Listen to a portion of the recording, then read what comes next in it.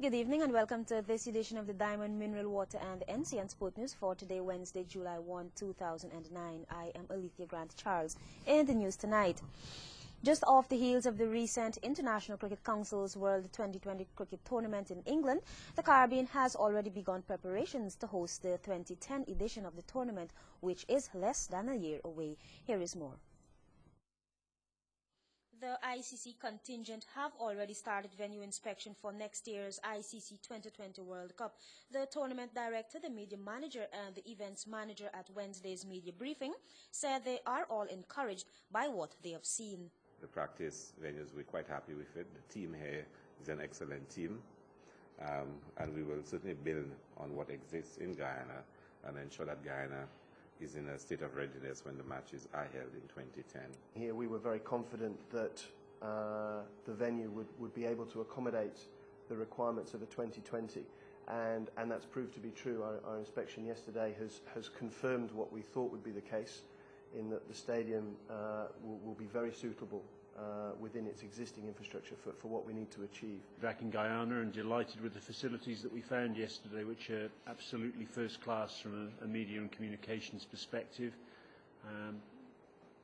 No issues there, just some minor tweaks that need to be made. The tournament is also expected to bring back cricket flavour to the Caribbean. I think this event is a great opportunity for the real spirit and flavour and experience of Caribbean cricket to be transmitted to the rest of the world. The team visited Barbados on Monday, Guyana 2 days later, and is heading to St. Kitts, then to St. Lucia, where the inspection tour will conclude. On Saturday, the official opening ceremony will be held on the island. The match schedule and the ticket prices will be announced for the tournament. And still in cricket, LBI, Grove and Enmore all recorded victories in the latest action of the Muslim Youth Organization of Guyana in the Jamaat 10 overs tape ball round-robin cricket competition. LBI took first strike and scored 89 for 4 in their allotted overs, with Salim Khan top scoring with 36, well supported by Cameron Ali with 16. GTI in reply only managed 66 for 9, with Zaire Mohammed top scoring with 14. In the second match, Grove took first strike and scored 106 for 7 in their allotted overs, while Enmore in reply fell 14 runs short of their target. Enmore, Land of Canaan and the Triumph B got walkovers due to the opponents failing to turn up. 11 matches are scheduled for Sunday at a number of venues. Play starts from 9 hours. All of the top seeds in this year's GT&T-sponsored National Senior Squash Championship have advanced to the second round of with minimum fuss on Tuesday night at the Georgetown Squash Club courts. Here is that report. Alessia Xavier was the only player able to extend the seeded player past 3 games in her match against 5'8" seed Diana King in the ladies' open category. The first round saw Victoria Arjun defeating Lydia Frazier 11-6, 11-6, 14-12. Chantal Fernandez defeating Ashley de Groot 11-9, 11-9, 12-10. Mary Fongfat got the better of Gabrielle Frazier 11-2, 11-1, 11-0. And Diana King defeating Alessia Xavier 11-4, 18, 16, 5, 11, 8, 11. In the men's open first round, Christian Jeffrey defeated Andy Govai 11-2, 11-5, 11-2. The Just Dias defeated Jason Ray Khalil 11-8, 11-1, 11-8, and Alexander Arjun defeating Damian Fernandez 11-4, 11-6, 11-3. Robert Fernandez defeated Stephen Xavier 11-6, 11-6, 11-8. Nicolette Fernandez defeated Nyron Joseph 11-5, 11-0, 11-5. Jorenzo Bell defeated Nicholas Narayan 11-4, 11-2, 11-0. Rafael de Groot defeated Alex Gavai 11-7, 11-3, 11-8. Ryan Pollard defeated Javier Grua 11-1, 11-7, 11-13. Wednesday evening will feature several intriguing quarterfinal matches.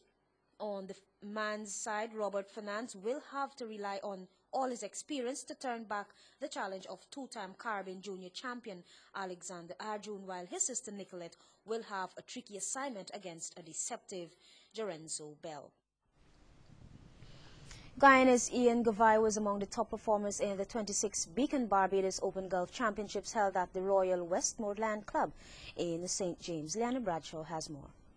I finished second with a net score of 230 in the men's first flight, a 10-18 handicap, following 3 days of competition. He was beaten by Trinidadian Anand Rajpal Singh with a net score of 225, while Trevor Tasker placed third in the group that attracted 52 golfers. Guyana was represented by a 6-member team, with Alfred Mentor contesting in the championship flight, Lester Alves and Mike Guyadin in the first flight, Jerome Khan as a part of the seniors, and Clifford Reyes in the super senior flight. Returning on Monday from the championships that attracted over 150 golfers from the Caribbean, North America, and Europe, the players will now shift their focus to local competitions in preparation for the Suriname Open Championships in Paramaribo next month. Leanna Bradshaw for Ncn Sports. And finally, Brazil ended Spain's one-year supremacy on top of the FIFA rankings today, taking the top position after their comeback victory against the Americans in the Confederations Cup final. The Brazilians climbed 4 spots in the rankings and reached the top spot for the first time since August 2007. The European champions from Spain dropped to second after losing 2-0 to the Americans during their last weekend's final match. The next 3 spots belong to the Netherlands, the defending world champion Italy, and Germany, Russia, England, Argentina, France, and Croatia round out the top 10. The Americans, who lost a 2-3 heartbreaker to Brazil, climbed 2 spots to number 2. And with that, we've come to the end of this edition of the Diamond Mineral Water and Ncn Sport News for today. On behalf of Janelle Prasad, Natasha Smith, I'm Lolita Grant Charles Singh. Good night.